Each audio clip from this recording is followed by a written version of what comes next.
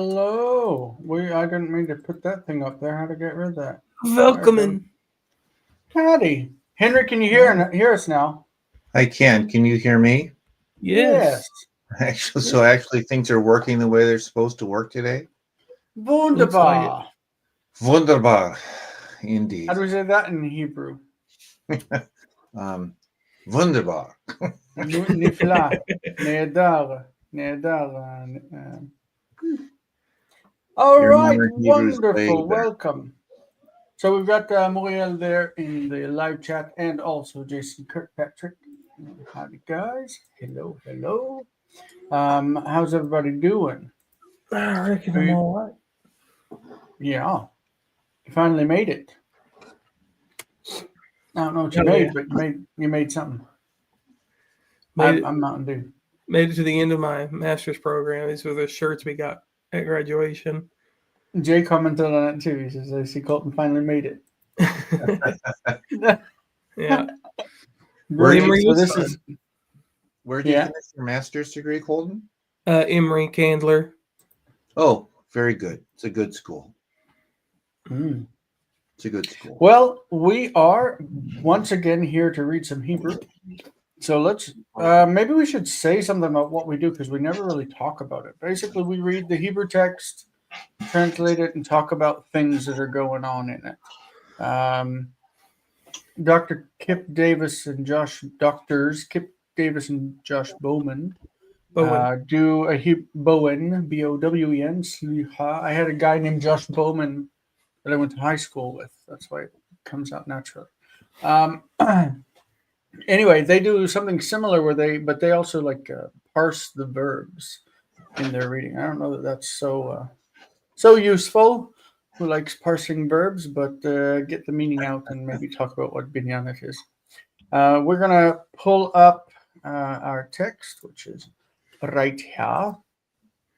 We are looking at the story of David. Of course, this is I don't know how many sessions we've done in the story of David already, but before we get started, I want to say a big toda rabba to all of our members. We say chaverenu and b'chavotenu. This is male and female members, especially our super members, Elena and Jay, who's in the live chat right now. And Elena might just pop on with us in a bit.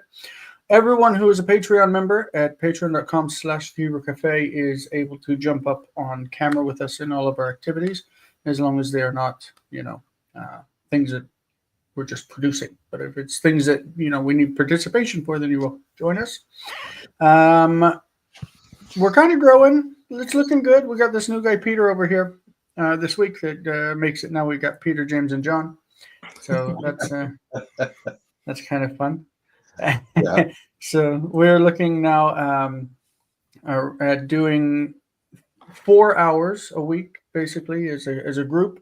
Our first hour is 5:00 p.m. Eastern. All times are Eastern here. 6 p.m. we have our second hour, third hour 7 p.m. and then on Thursday at 6:30 we have a second and a half, which means that basically it's a completion of the second hour. So the first hour is what we do now, our Hebrew reading. Second hour is our basic Hebrew grammar introduction. We're using SEO or show. I'm not sure.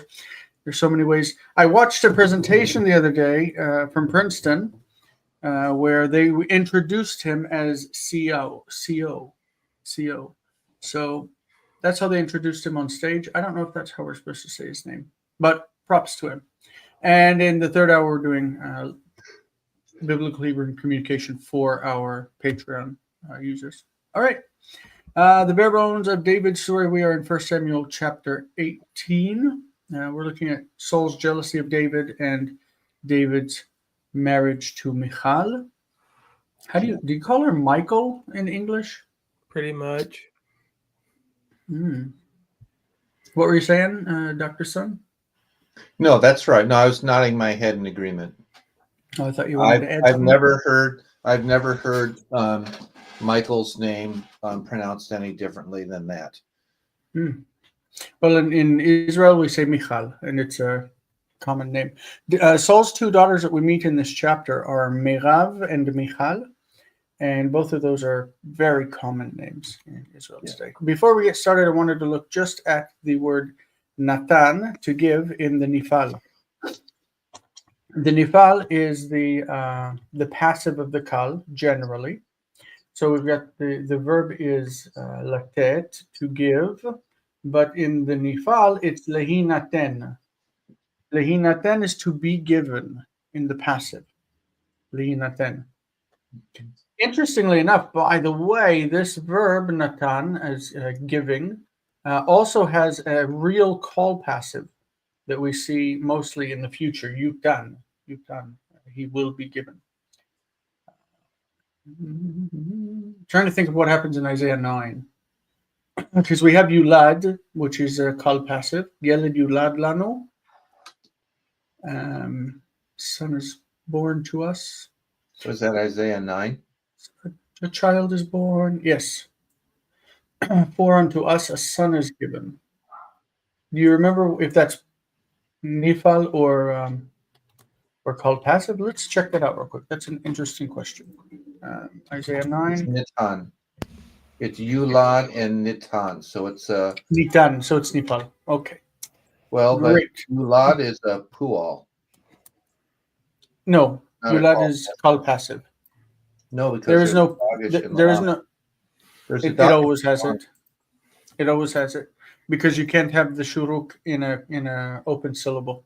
Well, you can, but they always point it with a dagesh in the middle with call passives. Yeah, like Ezekiel. really? 30. Yeah. Well, I learned something new today. I have never. Every time I mean, I've never looked it up. Every time I've seen that, I said, "Oh, well, there's a pual and a nifal." See this? If this were a pual participle, because Uh-huh. participles are negated with ein, then it would have to have a mem prefix. This is called passive. Hasnei enenu ukal. The bush is not being consumed. It's called passive. Wow. Okay. Well, I've learned something new today. Yeah. Called passives are another one of my weird obsessions. Anyway, so when we look at the pass, what we have is the nifal has the nun with the formative for the stem, and then the root itself is natan. So instead of nin tan, this nin, the nun assimilates into the taf, and we get nitan. So that's the form that we're operating off of, nitan. Let's just write the whole thing together. So nitan is he was given. If we take it from the top, we've got I was given, nitati, nitata, nitat, nitan, nitna. Obviously, it's not very common to say I was given and you were given, but the he, she form, nitan and nitna, obviously are more common. He was given or it was given could have a masculine or feminine subject. Nitanu, nitatem, nitaten, nitenu. It's really regular as long as you remember that nun assimilation. The nifal participle is always just like the third person in the past tense, except that in the participle it has kamatz, and in the past tense it has patach. That's standard.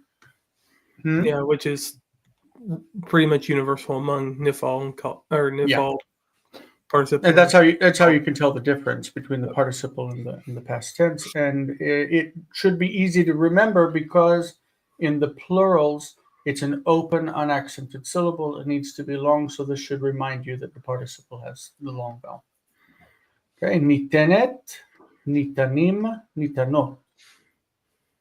Not so common, but nitan and nitenet, these are the more common forms, these ones that I've circled. Hinaten, imperative. Hinateni, hinatenu, hinatena. These are not going to appear anywhere. Be given, be given, be given. It's just not said. Enaten, I will be given. Tinaten, tinateni, yinaten, tinaten. These are the same forms always. Ninaten, tinatnu, tinatena, yinatnu, tinatena. So I put a note down here that active forms are generally preferred to passive forms in Hebrew. Even when we have a passive that we use pretty dominantly in English, the likelihood of it being passive in Hebrew is lower. they'll find some kind of impersonal way to say it instead of using a passive. Right? Does that make sense? Yeah. Yeah. Let's see if anybody else has popped in. We don't have Elena. Yeah. All right. So that's it. Just to have fun. Lehinaten, to be given. Lehinaten, nitan, nitan, nitenet. These are the forms that you should really remember with the nifal, the passive of being given. So let's jump right back into the story where we left off. We were in verse 18. That's where we're going to be starting today. Anything you guys want to say before we get started? All right. Excellent. Welcome back. So who wants to start then? I'll start it because I'm intrigued by what has to be, in my opinion, some kind of a textual error in verse 18. So, All right. Yes. Vayomer David el Shaul mi Anohi umi Chayai, and there's going to be the problem, the umi Chayai, Mishpachat Avi b'Yisrael, ki echye chatran lamelech. And so most of this is pretty straightforward. And David said to Saul, "Who am I?" And then it becomes, "Who is my life?" I'm reading this is either mistaken ma hayai, and what is my life, and that is I'm nobody anyway. But then we have a problem with the mishpachat avi. And so maybe this chayai is just a textual error, and that it should be translated, "Who am I?" and "Who is the family of my father in Israel, that I should become the father-in-law, the son-in-law of the king." But that combination of umi and chayai does not seem to make any sense to me. And I'm not sure whether it's better to assume that mi is a textual mistake for ma, or whether chayai is just a scribal error that's been inserted into the verse by accident. I'm not sure what would generate that accident, because I don't see anything that's close to chayai in the surrounding verses that might have triggered the insertion. And so I tend to want to preserve the consonantal text as much as I can, but I am not sure I can preserve it in this verse. Yeah. Did you check BHS and see what they remark on it? Yeah, BHS. Well, I have the apparatus in a second screen. So if I'm looking at BHS verse 18, it says it's absent from the Septuagint, chayai. So they are seeming to think that chayai is a textual aberration. But as I look at that, to myself, I say, well, it's easy to explain why they would have deleted it. It's not as easy to explain how it got there. So I would prefer to read the Septuagint as supporting the presence of the awkward chayai, instead of the Septuagint being the original text and then chayai being a later scribal error. What is the construct of chayim? Chayei. But that would be who is the lives of? Well, chayim is used as a collective of referring to the one's life, life cycle. It's used with singular nouns all the time. So if we changed me to ma, we could say Uma chaye mishpachat avi b'Yisrael. What is the life of my father's family in Israel? Or mishpachat avi could be an apposition to chayai. What are my people? The family of my father in Israel. So if I had to choose, I'd rather repoint umi as uma, rather than deleting chayai. But I realize that the BHS apparatus may go in a different direction. Because the Septuagint goes in a different. Right. Exactly. Yeah. Excellent. So here we have the expression Eyeh Chatan Lamelech. Okay? Eyeh Chatan Lamelech. We're going to see in the following verses that this is going to be something different. Instead of this, it's going to be as if it would say Et Chaten Ba Melech. It has the same meaning. It doesn't mean I'm going to marry the king. It means I will get married into the family of the king. I will be a son-in-law to the king. Right. In Hebrew, chatan doesn't just mean son-in-law. It also means groom. Like in relation to the bride, he's the groom, and in relation to the in-laws, he's the son-in-law. And it's the same word. Is that a modern Hebrew or a biblical Hebrew thing? Both. Okay, because I've only heard of this as son-in-law. I've not heard of it as groom before. So Yeah. after the So second- as groom, it's like chatan v'chala. Chala is Okay. the bride. Mm-hmm. Okay. If I can, let's see. V'chala. Chila. V'chila. No, I want v'chala. Europe on key. Well- Yeah. We'll just look up the word chala. Yeah, I think you're looking at the wrong. Is this logos or is this accordance? It's logos. Okay.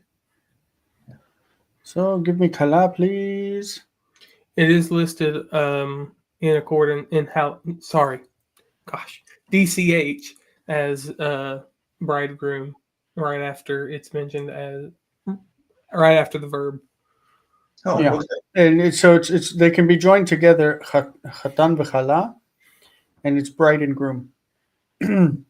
Here we have kol chatan v'kol kala. So it's the voice of the bride and the voice of the groom, or the sound of the bride and the sound of the groom. Also here, Okay. kol chatan v'kol kala, which is something we sing at weddings in Israel. Okay. Kol chatan v'kol kala. So the in-laws also have names, like the father-in-law is Cham, like hot, Cham. The mother-in-law is Chamot. Your brother-in-law is your Gis, and your sister-in-law is your Gisa. Just so you're aware. That's fun. All right, verse 19. Let's move on. Is Elena here? I keep hitting the wrong buttons here. Bring things up that I shouldn't. I'm trying to get back to here. Elena is not here. It's so odd not to have her. Is this the week that she said she would be out of town? Very well could be. Yeah. All right, you want to take 19? Sure. Vayhi be'et tet et merav bat Shaul leDavid. Vayhi nitana leAdriel. That's why I wanted to pull that verb right there, right? Nitana. Mm-hmm. leAdriel hamacholati aleisha. And it will be at that. It was. That's in the past. Oh yeah, my bad. And it was at that time. At the time, hold on. And it was at the time, in the time of the giving of Merav, the daughter of Saul, to David. What? She was given to Adriel the Macholati, the Macholatite, for a wife. So when she should have been given to David for a wife. Yeah. So we see bad intentions on Saul's part. Yeah. All over the place, right? He says, whoever beats this, I'll give him whoever beats this Philistine, I'll give him my daughter. And then David beats the Philistine and he says, oh, I'll give you my daughter Merav. And then it's time for her to be married to David, and suddenly he marries her to somebody else. Like, where does that come from? All right. So verse 20. But I pulled the word nitana, the nifal of Nathan, because of this verse right there. So that's why I got it. It's not random. All right, verse 20. ותאהב מיכל בת שאול את דוד, ויגידו לשאול, וישר הדבר בעיניו. Okay, and it kind of makes you wonder why. So it says that the vat'ehav is the kal, vaiktol, right? It's Mhm. And she loved, Michal, the daughter of Saul, loved David. Ve'yagidu, this is lehagid, to tell. They told Saul, I guess these are the people that heard about it. They told Saul, and the thing was right in his eyes. Not because he thought, oh, I want David as a son-in-law. David's a great guy. No, it's because he wanted to get rid of him, right? Mhm. All right. And this is important because it underlines what you said earlier about Hebrew's preference for active verbs over passive constructions. Yeah. They told Saul means semantically the same thing as Saul was told. Yeah. They're And in using- English, we would definitely say Saul was told about it. Because we here don't need the subject. they're using this third person plural impersonal construction in the active Mhm. voice, which aligns with what you said at the beginning about Natan and the passive versus active voice. Indeed. It's also interesting in terms of like the information structure that they would introduce. They'd rather introduce these parties that haven't been established yet for new information. Mhm. But it tells us that somebody else is there, and then we get their identity later as Avadav, Yeah. right? His servants. And so, Yeah. All right. So Colton, I think we're back to you, yeah? Or no, Henry's no, turn. it's your turn. Oh, Just is it No, my you just read. It's Henry's turn. Oh, It's Henry's turn. of course it has to be. Vayomer Shaul et etenena lo utihi lo lemokesh utihi vo yad Philistine Vayomer Shaul el David Bishtayim hitchaten bi hayom. I hope that was mostly right. Yeah. And it's Saul said, or possibly, and Saul thought, we talked about this last week, but I'll be a little more literal. And Saul said, let me give her to him, and she will be to him a trap, and the hand of the Philistines will be against him. And Saul said to David a second time, become a son-in-law to me this day, or today, or this day. Mhm.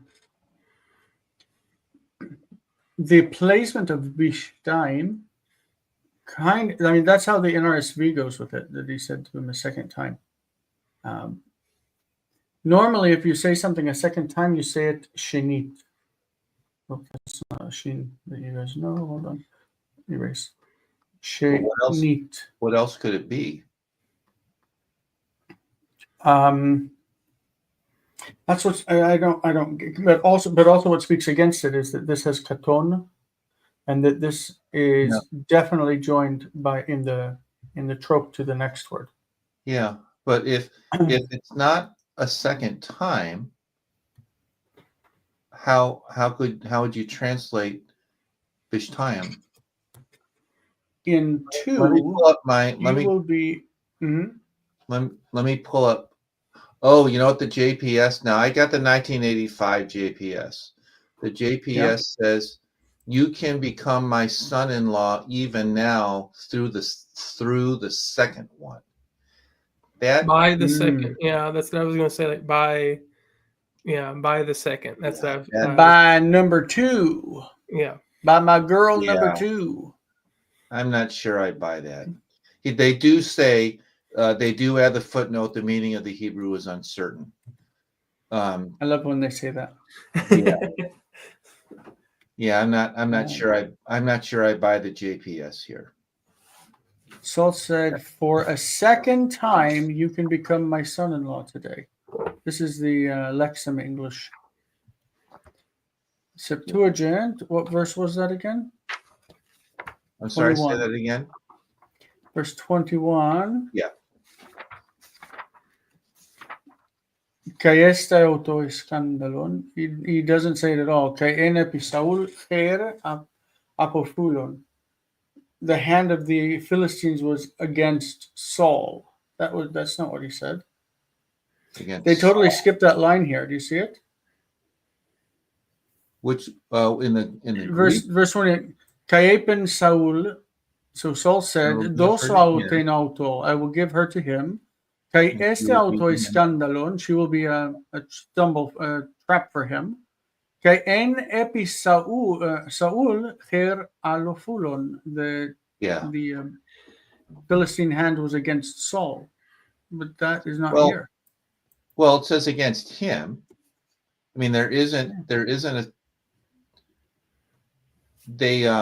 the vo doesn't have an obvious antecedent, but I wouldn't read it as I would not read that as the hand of the Philistines will be against Saul. It's Right. I think it has to be against David. I think the Septuagint is wrong there. Mm-hmm. Here the ESV goes with your reading. It says, Therefore Saul said to David a second time, You shall now be my son-in-law.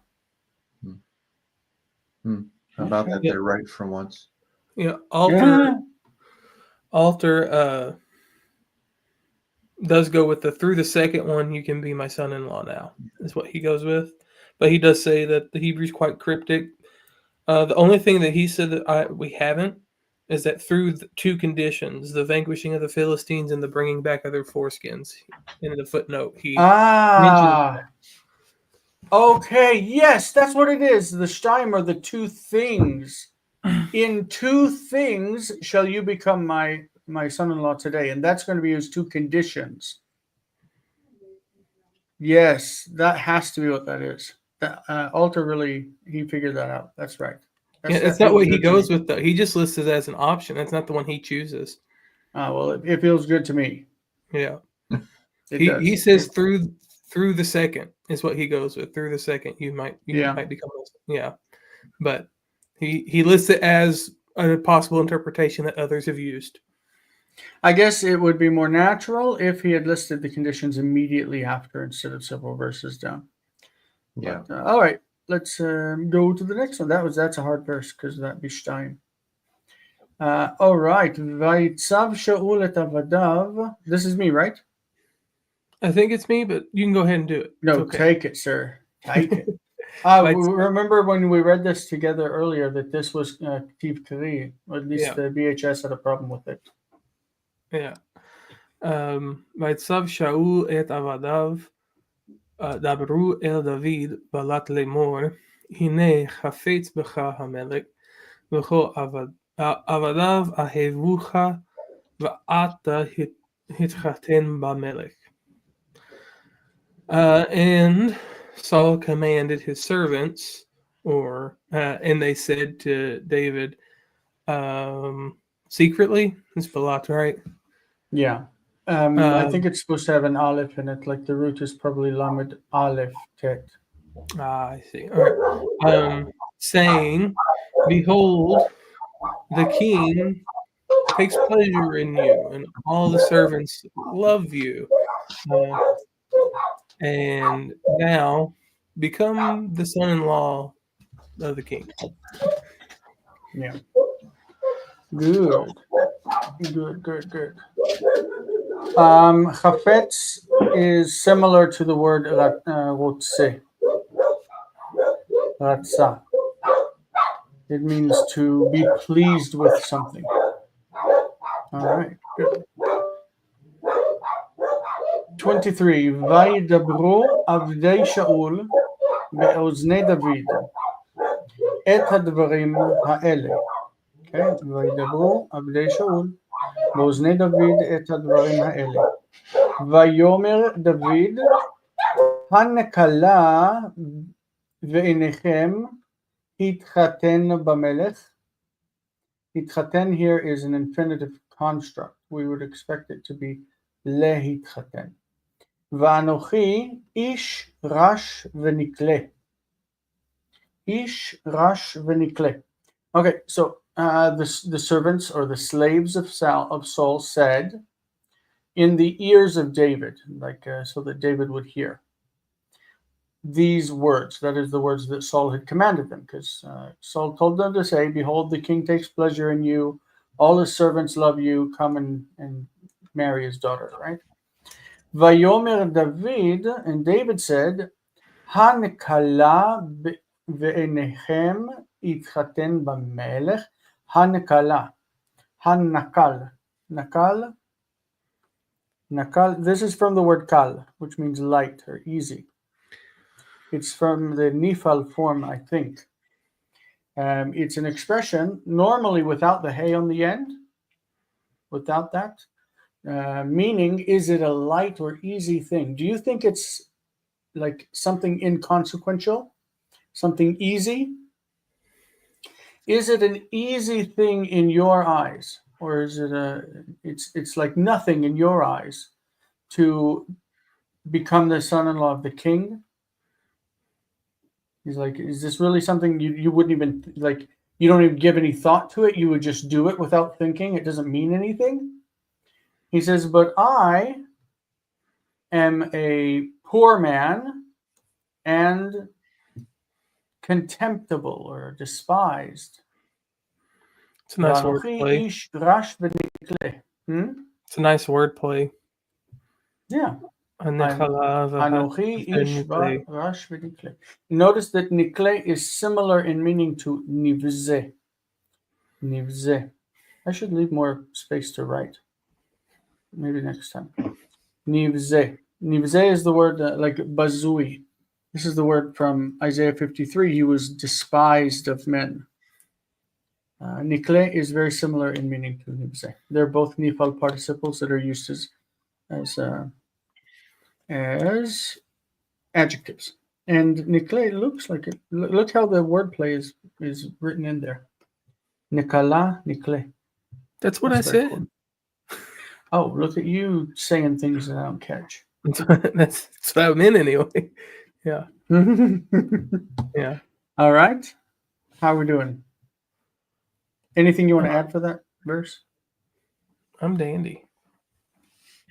You agree that we would understand it with like lehitraten, Yeah. because it's like getting married or marrying into the family of the king is, so it would be an infinitive. It's a subject of that Yeah. adjective.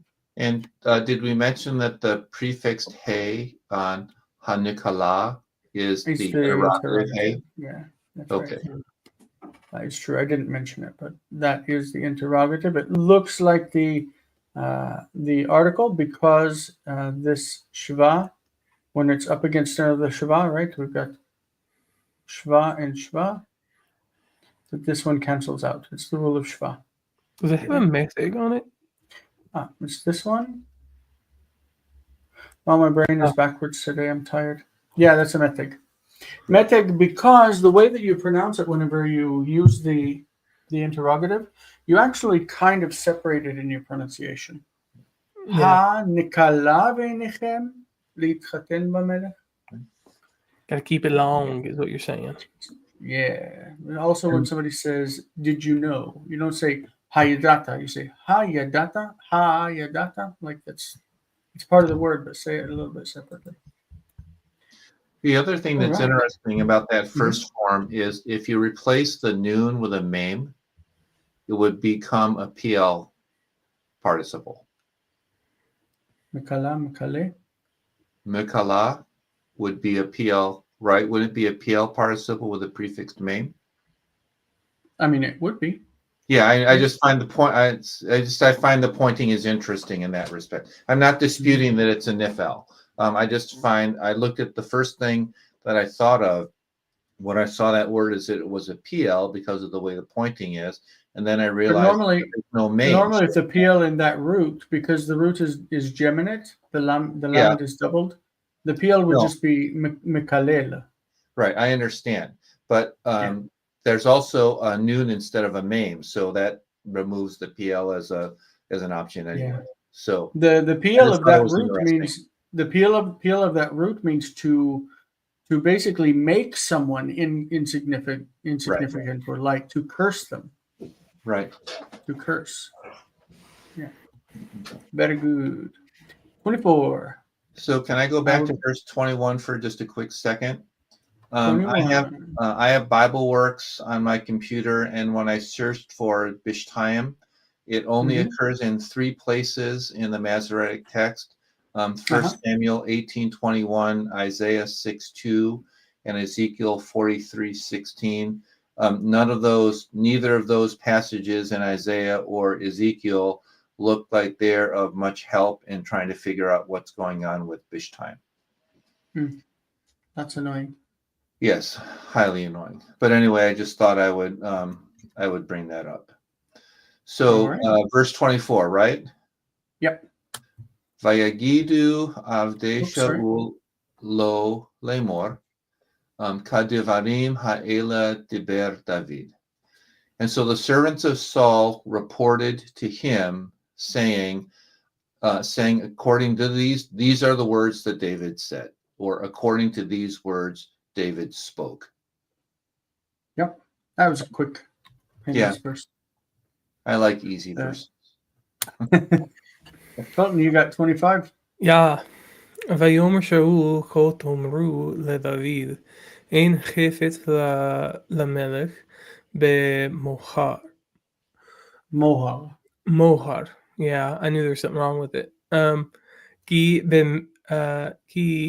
בתמאה ארלות פלשתים. Yeah, see, again, something wrong with it, couldn't figure it out. פלשתים להנחם באויבי המלך. ושאול חשב להפיל את דוד ביד פלשתים. Saul said, thus you shall say to David, there is no, what did we say Mohar was? Dowry? The bride price. Ah, that's right. There is no favor to the king in the dowry. The king has no desire. No desire. Okay. Right. That makes, there's no desire to the king. Gotcha, for the dowry. Except, so BHS comments that they think that this should be ki'im. It's missing the im, but so I'm translating it that way. Except 100 foreskins of the Philistines to, oh my goodness, to avenge, is that the word? Mm-hmm. Yeah, to take vengeance. Yeah, to avenge the enemies of the king, and Saul had intended to cause David to fall by the hand of the Philistines. Yeah, Right. Yeah. All right. This negative construction could be reversed and said, the king desires nothing but. The king desires no dowry, but 100 foreskins of Philistines. Yeah. Right. All right. 26. ויגידו עבדיו לדוד את הדברים האלה. וישר הדבר בעיני דוד להתחתן במלך, ולא מלאו הימים. This ולא מלאו הימים doesn't feel right there. Should probably join to the next verse. His servant said to David these words. They announced to David these words. And the matter was right in the eyes of David. Yashar is right or upright, upstanding. The matter was right in the eyes of David to become a son-in-law of the king. And the days were not fulfilled. The days were not filled. Let's read that with the next verse. V'lo malu hayamim vayakum David. That will go with Henry. I'm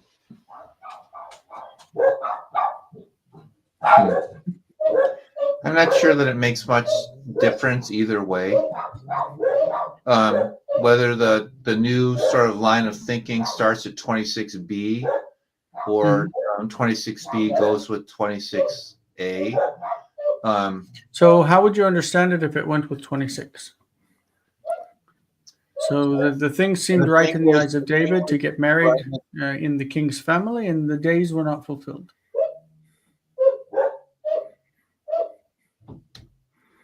Well, that's just an idiom for the days weren't. It didn't take a long time, right? Below Mal. I mean, hmm, could be. How are you understanding The that? days were not full. Full. Not many. Like they weren't. He didn't take thousands of days. I was thinking it to mean like even before the date was set for the wedding, he accomplished it quicker. Oh, okay, yeah. I hadn't thought of that possibility. I'd always when I've read this in the past, I've always taken it as more of an indication that the time of verse 26 to the time of verse 27 was not a lot of time. So I took Okay. it, I was not taking it as it wasn't long before they got married, but more it wasn't long before David went out. But in either case, I guess it could go with verse 27. I'm just not sure. I guess then my question would be, why didn't the Masoretes versify it with verse 27 instead of taking it with verse 26?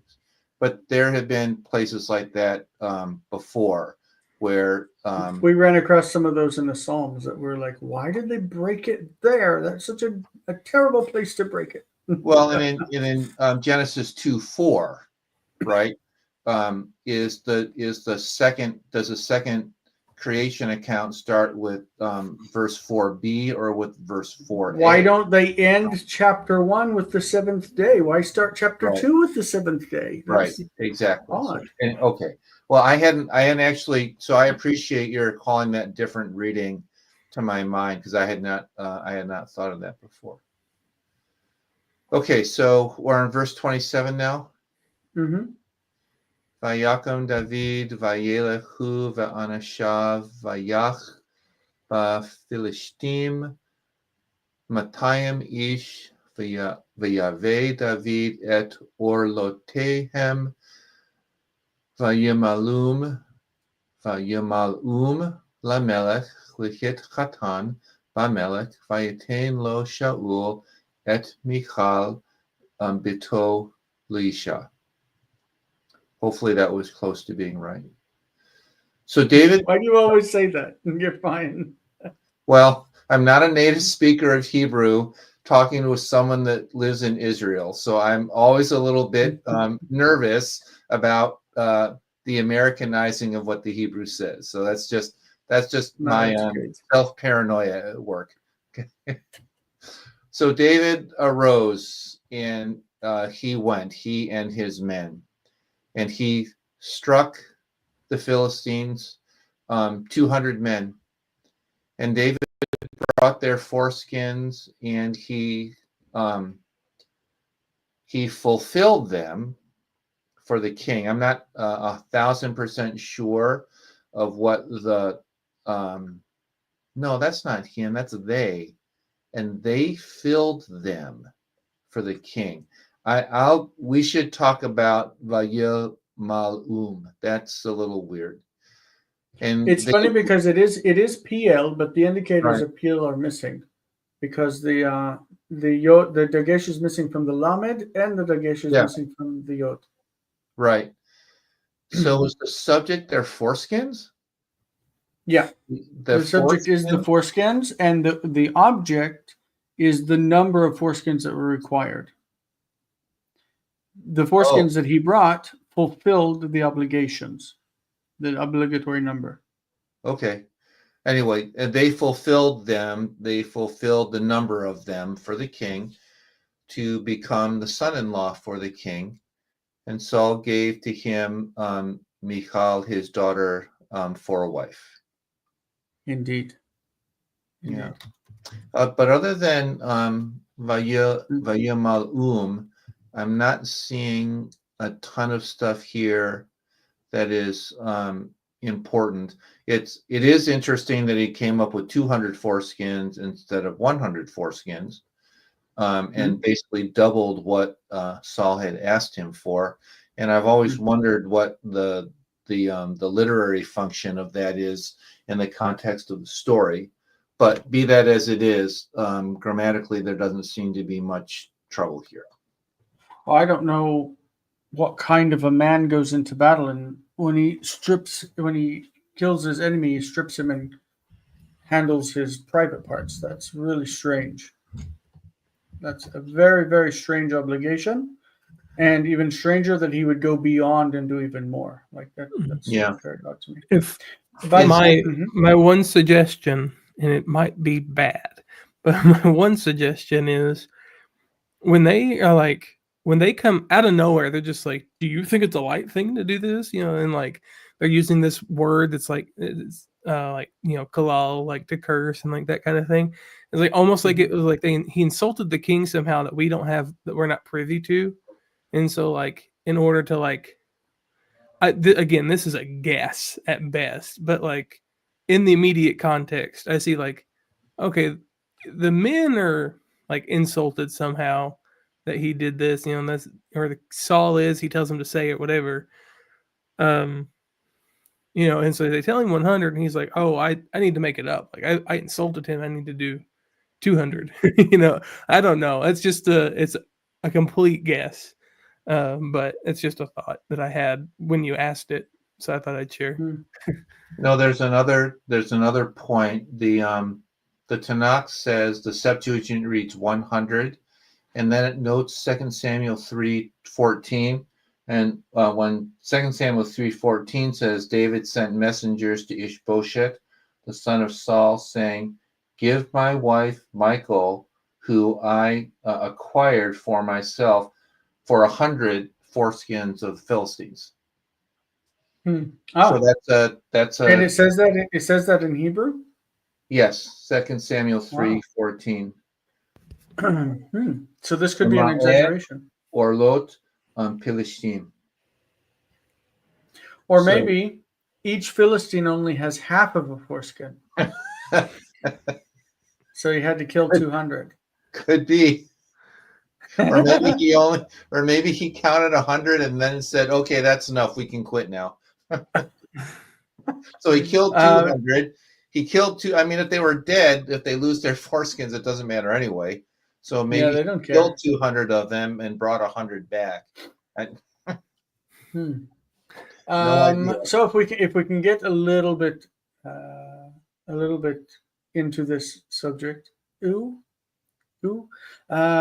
obviously for the removal of that part of the body is part of the covenant of God with Israel according to the Torah.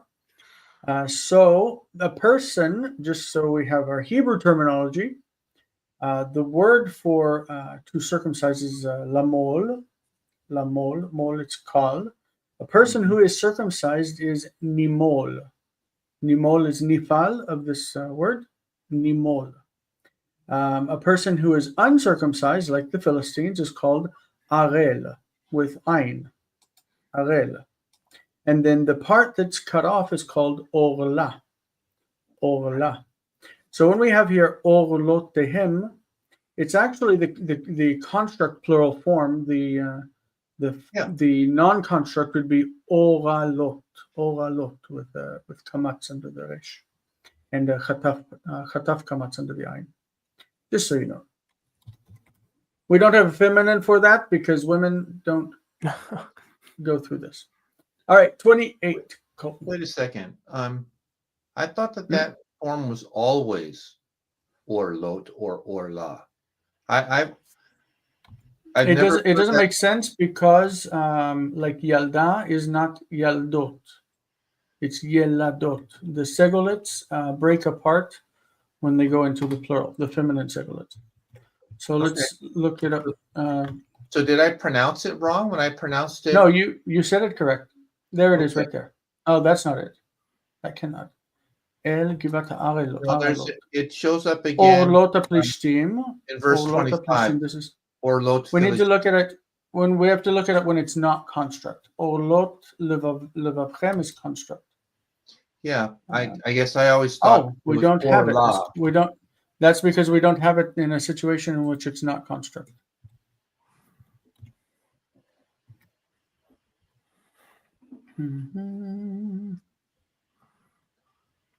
Aralot instead of oralot. That's odd. Aralot. Yeah, but that's part in Joshua 5:3. Are you in Joshua 5:3? No, I'm looking on Halot. Okay. Joshua 5:3. That's just. I don't know. I don't know how it could be that. Name. I never trust place names as being Yeah, I don't. normative pointing. So. Yeah. Okay. Anyway. So it's not relevant anyway because we don't have the non-construct form of it. It always says foreskin of something. But all right, this, 28. Last thing then, but in this case, cutting off the foreskins is just a mark of degradation against the Philistines.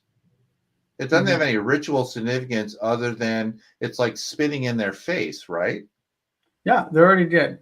The idea is just to make a shame of the fact that they were uncircumcised. Okay. All right. I didn't hear that when you were talking about circumcision before, so I wanted just to make sure I was not misunderstanding. Yeah. Okay, good enough.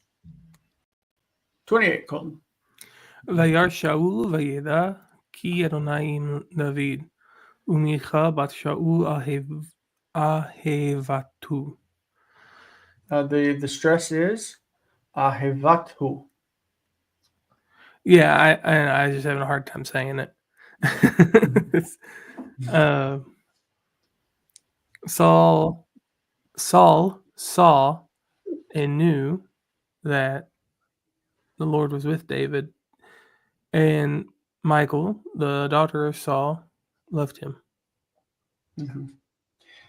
ויוסף שאול לרועו מפני דוד עוד. This is, both of these forms are problematic. ויהי שאול אויב את דוד כל הימים. So Saul added, it means he did it more. He added to fear, it means he feared him even more from before David. More. So it says Saul feared David even more. Yeah. And Saul became an enemy to David, someone who opposes David all the days, meaning for the rest of his life. Normally, we don't use an infinitive construct of the word yareh. Yareh. It's written as if it were le'ro, which is fine. It's a nice form, but normally the Bible will say le'yir'ah, as if it were an infinitive construct. Le'yir'ah mipnei David.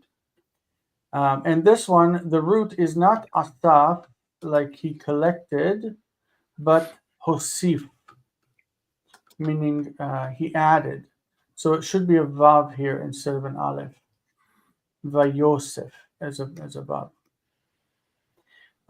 Okay, so let's finish out the chapter and then we will be done. Vayetz'u sarei Plishtim, vayhi midei tzetam, sachal David mikol avdei Shaul, vayikar shmo me'od. So, and the leaders of the Philistine army, the commanders of the Philistines went forth, they went out, and it came to pass, and it was, every time, midday is used a lot like midday shana, means every year. Is this the like sufficient word? Yeah, it's from dai. Mm-hmm. But midday is used with time to say every. So midday tzetam, every time they went out. Every time they went out, David was successful. Sachal David, it's like hiskil David. From means more than. David was more successful than all the servants of Saul, and his name became precious, became very precious. And that is the end of the chapter. And we see David having married into the king's family. We see that he is taking on a name of great value among the people when he's leading them into war. How do you guys feel? Can I ask a question? Yes. Verse 28. Yes. This is not the first time that the narrative says that Saul knew that the Lord was with David, right? This has happened This has didn't this also happen in chapter 17? I'm sure it did. Yeah. Yes, but I can't go back on the projection to Okay. each chapter. It's stuff like Absolutely, I think it did. it's stuff like that that makes me wonder about whether or not these traditions knew each other. Mhm. Because if we already know that Saul knew that the Lord was with David, and they're going to repeat that for a second or for a third time in verse 28, why Yeah. don't they use ode? Or, why don't they indicate that this is a repetition of something that's already been stated within the tradition? And so it's stuff like Well, I this. mean, we saw it even more difficult in the idea of him not knowing who David was Oh yeah, no, again and again. that's a big problem in chapter 16 and 17. That is a Yeah. big problem in chapter 16 and 17. That is right. Yeah. So I mean, if that shows anything about the construction of the story, then Yeah. I mean, this just adds to it. Right. All right. Well, we are out of time, and we will Yep. start again next week with chapter 19. Right now, we're Mhm. going to head straight into our grammar lesson. What were you going to say? I was going to say thank you for letting me be here this week and last week. I have to go back to school. My spring break is over on Monday, so the earliest I could join you again would be Memorial Day Monday.